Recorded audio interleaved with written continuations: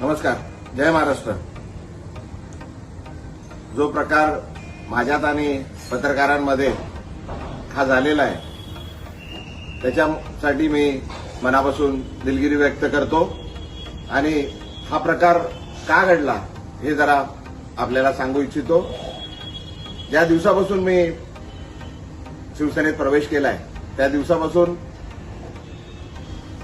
एकदम वाईट शब्दात आणि शिव्यागाळ करून मला जे अपमान करत होते तरी पण मी सर्व अपमान सहन केले.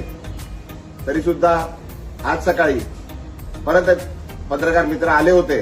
मी त्यांना हात जोडून विनंती केली की बाबा याबद्दल आपण कुठलंही मला विचारू नका. जे मला काय बोलायचं होतं ते मी सर्व बोलून झालेलं आहे. आता कृपा करून काय बोलू नका. मी हात जोडून त्यांना विनंती केली. वारंवार मी सांगत आलेलो आहे का बाबा हे सर्व प्रकार हा माझा आहे. मला आपण जे शिव्या देतात आहे ठीक आहे, पण माझ्या परिवाराला, माझ्या मुलीला, माझ्या पत्नीला, माझ्या वडिलांना, माझ्या परिवाराला आपण जे वाईट बोलताय, शिव्या देतात आहे त्यापासून त्यांना जरा लांब ठेवा असं मी त्यांना वारंवार विनंती करत आलोय. तरी सुद्धा आज सकाळी पण पुन्हा एकदा माझ्या पत्नीबद्दल, माझ्या वडिलांबद्दल वाईट शब्द, वाईट गोष्टी सांगण्यात आल्या, खोट्या गोष्टी सांगण्यात आल्या आणि तरी ते पत्रकार त्याच गोष्टी परत विचारण्याकरता आल्या. माझ्याकडून त्यांना विनंती करण्यात आली पण त्यांनी न थांबता ते चालू राहिलं. त्याच्यात जरा वाद जरा जास्त झाला. माझ्याकडून चुकीने काहीतरी अपशब्द निघाले.